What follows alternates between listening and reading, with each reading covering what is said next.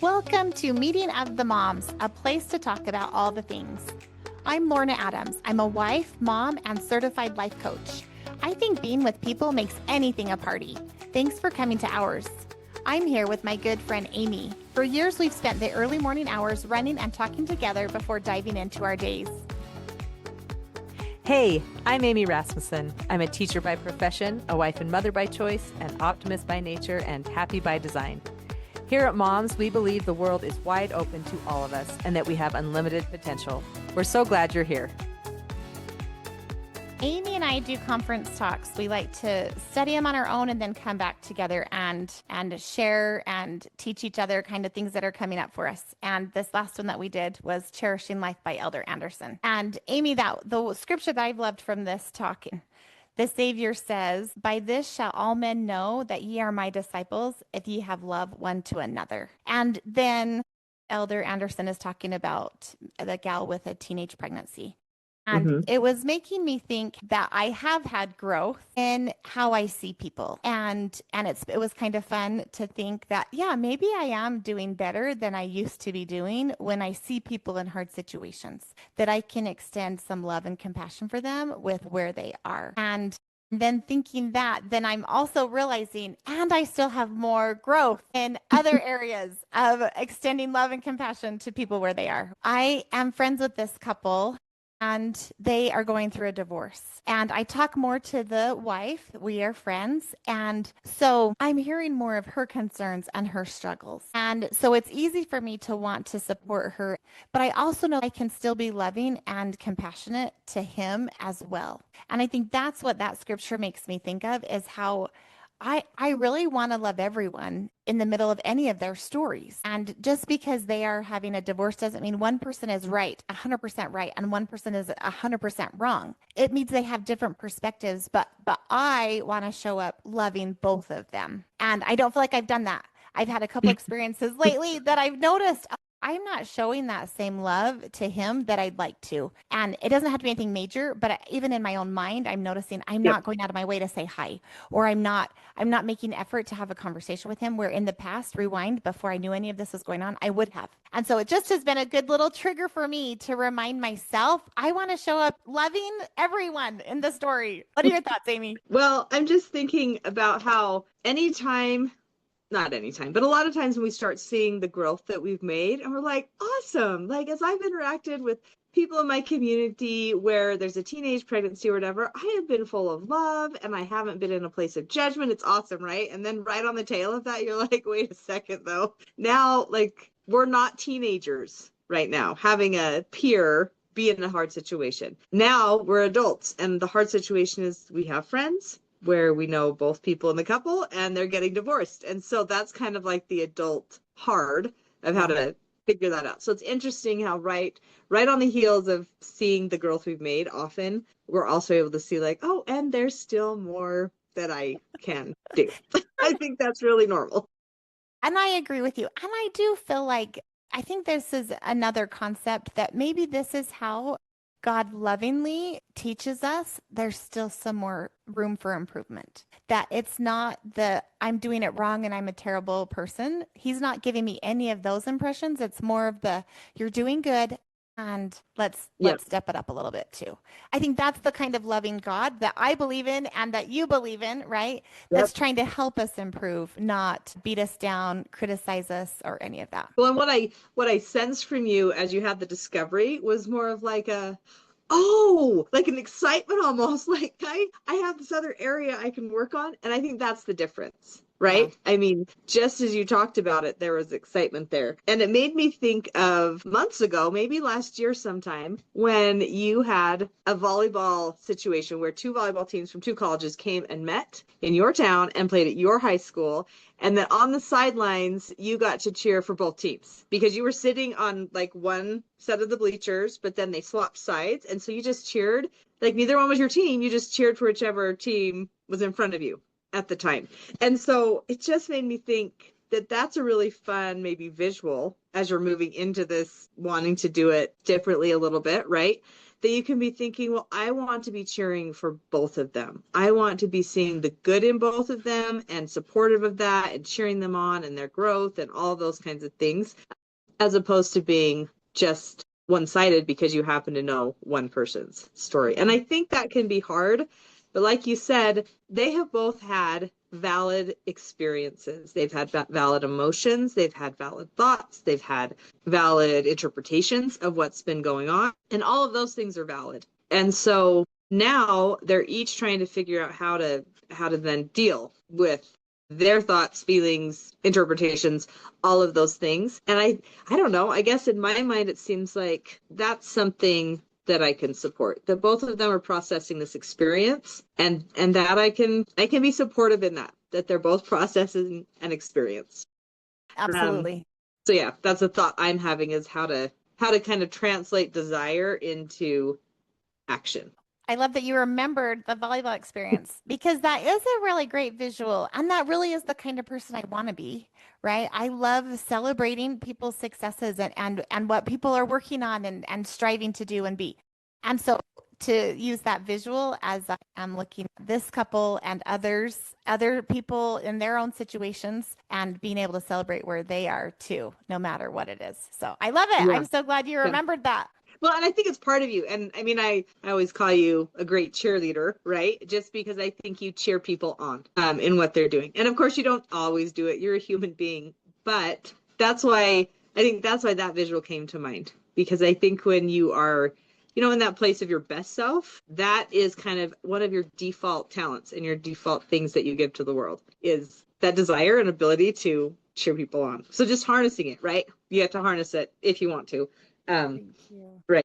Thank you. And I want to say just how appreciative I am of you being a good friend, knowing me well enough to be able to point that out. Because I think for years I would have said, I don't have lots of strengths. I don't have lots of things to offer. And as you and I have interacted so much and learned and grown together in our own journeys with our own things, I've appreciated that you've been able to point that out. So thank you. Well, you're welcome. I think it's always fun to have just an outside perspective, because when things are just a part of us, we often don't see it. Yeah. Another thought, just with this adult thing that we're navigating, is that I had a situation where I worked with the children of a couple who chose to divorce. And during the divorce, they were trying to figure out custody, like one does. And both of them came to me independently and asked me to write a letter stating my support for them having custody. And at the time, I was like, I'm not really sure how I'm going to do this. Number one, I mean, I know the children better than the parents, right? I mean, yes, I've had interaction with the parents, but I'm like, I'm not in your marriage. I'm not in your home, right? I just wasn't sure what to do. But as I thought about it, what I decided coming to that felt like in line with my values and what I wanted to do is I wrote one letter that I gave to both of them. And at least for me, it was almost like a litmus test of, is what I'm saying really doing what we just talked about? Is it really supporting both of them and, their good desires to still be good parents and still have interactions with their kids and that kind of stuff? Because if I can't write it in here for both of them, then I want to readjust or I want to rethink it. And I said some things in there that I was a little nervous to say. And I just said, my observation has been this about this person. My observation has been that about that person. I don't know very well why those things are present or whatever. And then I also was able to just state that in almost all cases, it is my belief that children need both parents. So I'm glad now in hindsight that I could walk away from that situation feeling good about what I had done, even though in the same moment I felt really vulnerable as I wrote that letter and gave it to them, because I didn't know how it would be received, and I tried to just be honest and straightforward. But it was nice, and it's nice to think about now again in hindsight and remind myself that in any situation where I'm wanting to do this thing where I am an ally for each person that I'm connected to in their growth journey, that I can come up with a way to do that. And sometimes I might just write a note to myself, like, what would I say if I were going to talk to both of these people? And no one ever has to see that except me, but it could help me know how to proceed. Well, and I love that you wrote something that you were willing to give to both of them. Like I think that's pretty remarkable that you were able to say, this is what I see about this person and this is what I see about that person, and share it with both people. Right? I think sometimes our tendency is I'll talk good in front of you, like to you, and I'll talk good in front of you to you, but then maybe we don't always do that same thing about the other person when it's behind their back. And so I think that's pretty remarkable that you were trying to be transparent with both of them about both of them. I think that's really remarkable. Well, thank you. It was hard. And Yeah. I'm not sure that I could just do it all the time in all situations. But having done it once, it helps me have something to aspire to.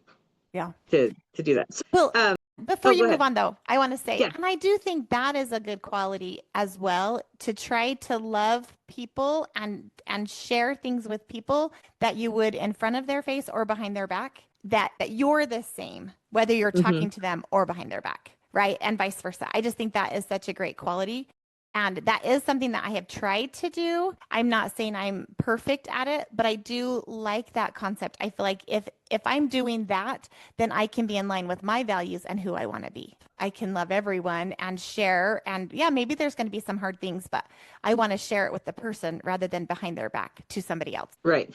Yep. And I think it's one of those things where when we think about what's in line with our values and what isn't, then we can just kind of evaluate how we're doing in that particular thing, or why it might be hard to talk to someone directly about what they've got going on or whatever. But it does give us something to shoot for, I guess, to have that value. I think this whole concept can be translated in lots of different situations, which I think is really fun. Some of the things I'm thinking about, we already talked about, like in a situation with divorced couples, but what about like kids and sibling rivalries, right? Can we give ourselves time as parents to say, time out, guys, you guys both brought me some information.